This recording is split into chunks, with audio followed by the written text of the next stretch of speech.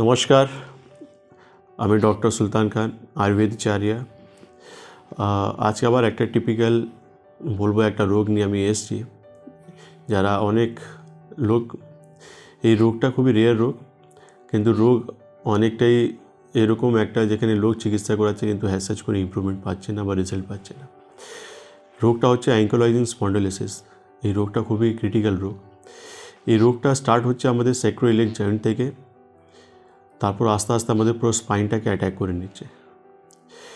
এই রোগটা আয়ুর্বেদে বলা হয় অস্থিমজ্জাগত বাত রোগ। মানে যখন আমাদের শরীরে বাত বাড়ছে তখন বাত গিয়ে আমাদের কিন্তু শরীরে হাড় আর মজ্জাকে কিন্তু নষ্ট করছে।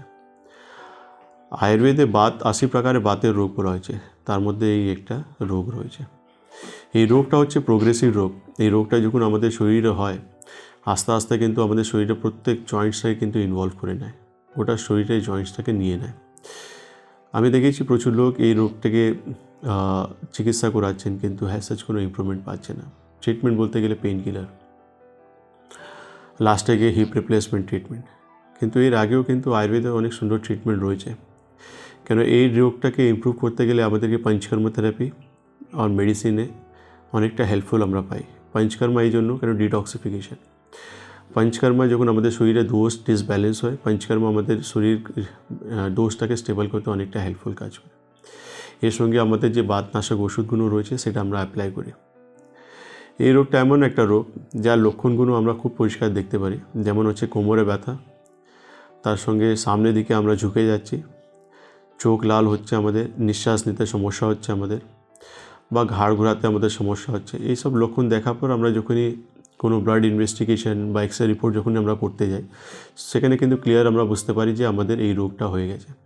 আরেকটা রিপোর্ট রয়েছে HLA-B27, যেটা টেস্ট করলে দেখা যায় পজিটিভ রয়েছে। তো এই রোগটা হয়ে গেলে আমাদেরকে কিন্তু ভয় বা চিন্তা করা দরকার নেই, ইমিডিয়েটলি আমাদেরকে আয়ুর্বেদিক ট্রিটমেন্ট স্টার্ট করে দেওয়া উচিত। কিন্তু মানুষ জানে যখন ব্যথা হয় তখন খুব চিন্তায় পড়ে যায় যে আমার ব্যথা হচ্ছে, কিন্তু চিন্তা ব্যথা না নিয়ে রোগের করলে খুব ভালো। কেন কি রোগ আজকে আমরা প্রত্যেক লোকই কিন্তু রাজ্যে বাইরে গিয়ে চিকিৎসা করাচ্ছি, কিন্তু হ্যাসাজ কোনো রেজাল্ট আমরা পাচ্ছি না।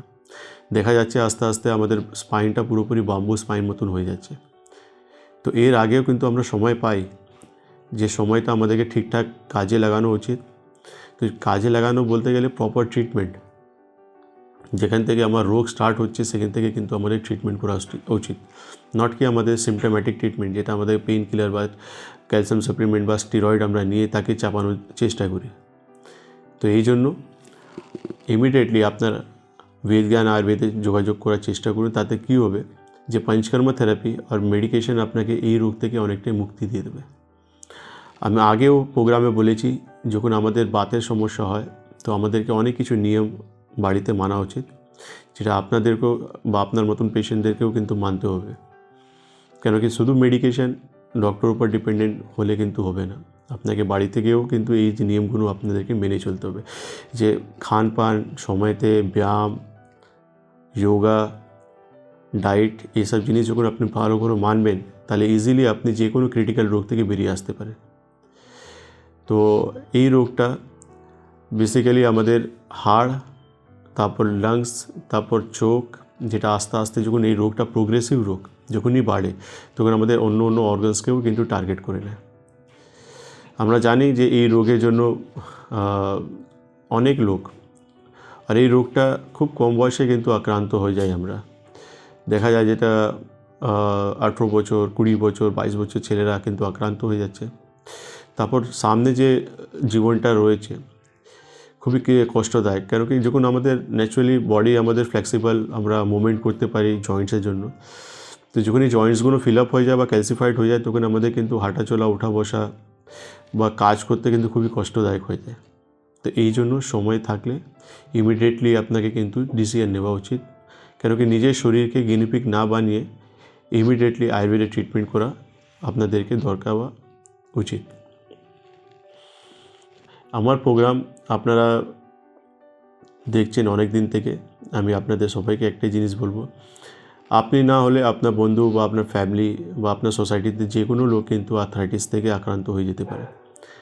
আপনি আমার প্রোগ্রাম ওনাদের অবধি শেয়ার করুন, লাইক করুন, কমেন্ট করুন, তাতে আপনারও ভালো হবে, আপনাদের লোকটাও ভালো হবে যে আয়ুর্বেদে কিন্তু সর্ব রোগে কিন্তু চিকিৎসা রয়েছে। আজকে নমস্কার।